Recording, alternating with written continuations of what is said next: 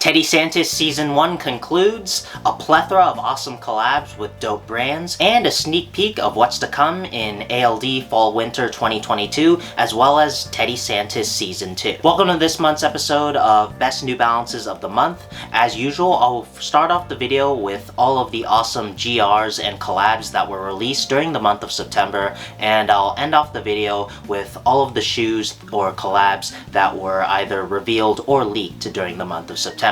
Starting off the GRs that released during the month of September, we have a 2-pack of 9060 GRs, one of them being an indigo colorway, the other one being a tan workwear colorway. In my opinion, these are probably the best GRs of the 9060 so far. I really like both of them. I especially love the workwear colorway. It's definitely going to be a great fall/winter shoe, and I think they look the best on the 9060 in contrast to the previous 9060 GRs. Next up, we have the olive and purple 990 V3, the last shoe from the Teddy Santis Season 1 collection. I think this was a dope shoe to round off the collection. It's definitely a more unique colorway. You get the neutral olive color with the pops of purple and some orange. I think it's really dope.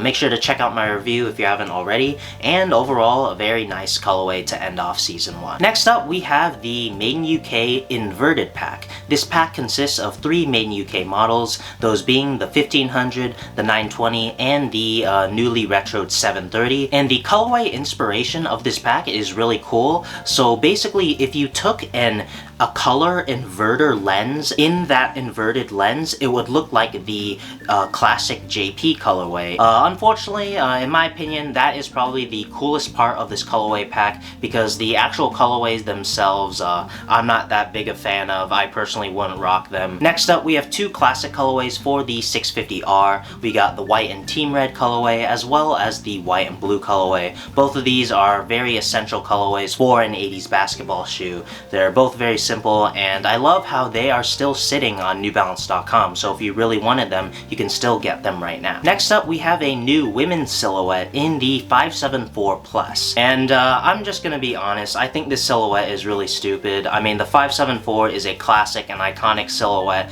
I don't know why you need to change anything about it. This elevated midsole just looks ridiculous and reminds me of those Fila Dino Stompers. But then again, this shoe is made for women, and I'm not the target demographic, so maybe it is really popular with women. Next up, we have a Made in UK 1500 and 991, both in similar gray and teal colorways. Both of these shoes look really dope. I like this colorway. Excellent GRs, and they are both rock solid GRs. And to round off the GRs that released during the month of September, we have this 991 in an awesome Vachetta tan colorway. This 991 is mostly made out of Vachetta tan leather, and man, it looks so good, and it'll definitely patina nicely once you wear it a lot. This shoe will look great in the fall/winter season, and the patina you'll get after the fall/winter season sounds awesome. And now I'm going to go over all of the collaborations that were released during the month of September. First up, we have the Carhartt Work in Progress 990 V1 collaboration. I love this collaboration so much. This was actually on my list of most anticipated New Balances earlier on in the year.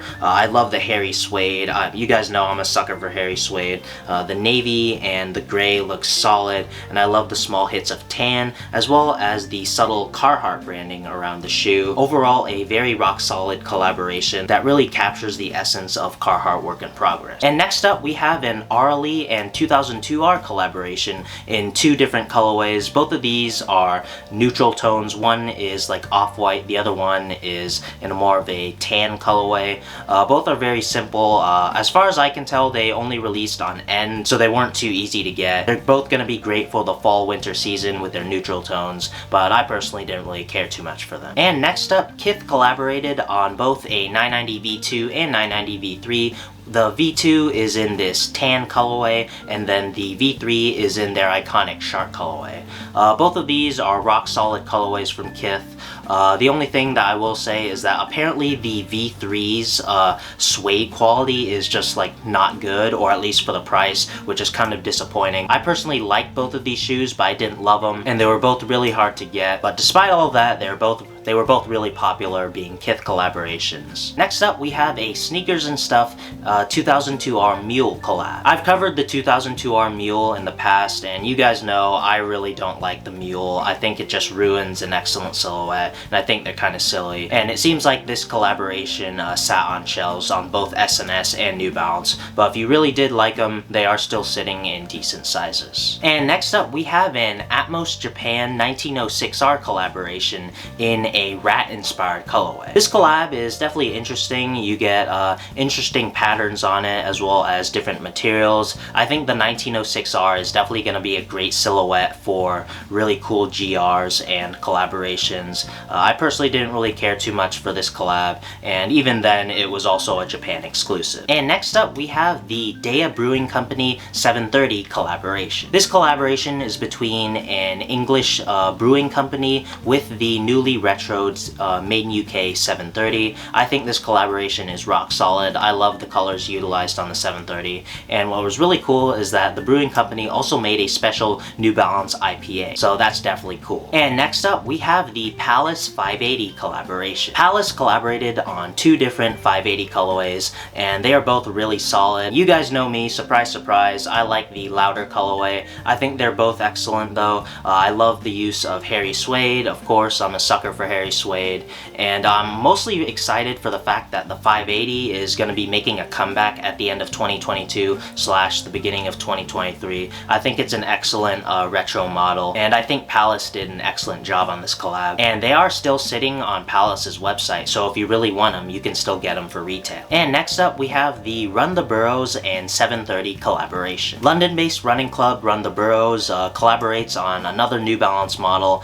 and this collaboration is pretty solid. It has 2 tones of blue as well as a white end logo. It's pretty simple, but definitely a very wearable shoe. And the last shoe to cap off the release GRs of the month of September is the Pata 990 V3. Pata makes a lot of rock solid collaborations on various sneakers from various brands, and unfortunately, in my opinion, this collaboration falls flat. The more neutral earth tone green and then the small hits of neon green just doesn't look that good in my opinion, and I also think this just looks like a worse version of the earlier green Jown collab that released this year. I really don't like this collaboration, and I think it's pretty disappointing coming from Pata. And now I'm going to go over all of the reveals or leaks that happened during the month of September. First up, we have the official announcement of the two-way V3.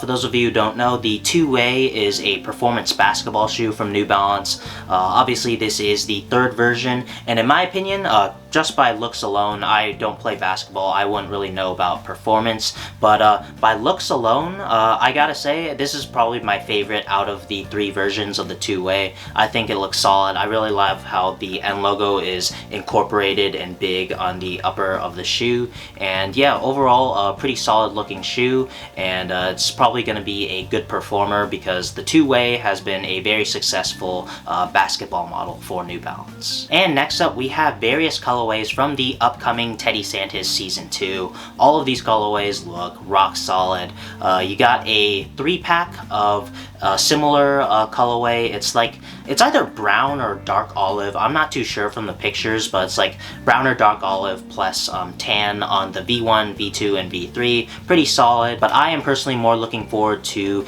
the green and yellow V3 as well as the white and blue V3. I think these 2 colorways are rock solid and they look great on the V3, and overall all of these shoes are more excellent work from Teddy Santis. And next up, Joe Freshgoods officially revealed his upcoming 993 collaboration. This 993 collab comes in a 3-pack of colorways. You got a pink shoe, you got a baby blue shoe, as well as a light green shoe. All of these colors are nice and bright, and I personally think it's his best collaboration in a while. I personally didn't really care much for his V3 and 9060 collabs, and I personally think this 993 is a lot better than those 2 collabs. Hopefully this pack is easier to acquire than the previous 2 collaborations. I know the previous 2 releases weren't necessarily the easiest to cop if you tried, and hopefully there's a lot of stock in all 3 colorways, so you have a chance to grab at least one. And to round off the video, we have an official first look of MLE Ondor Fall Winter 2022,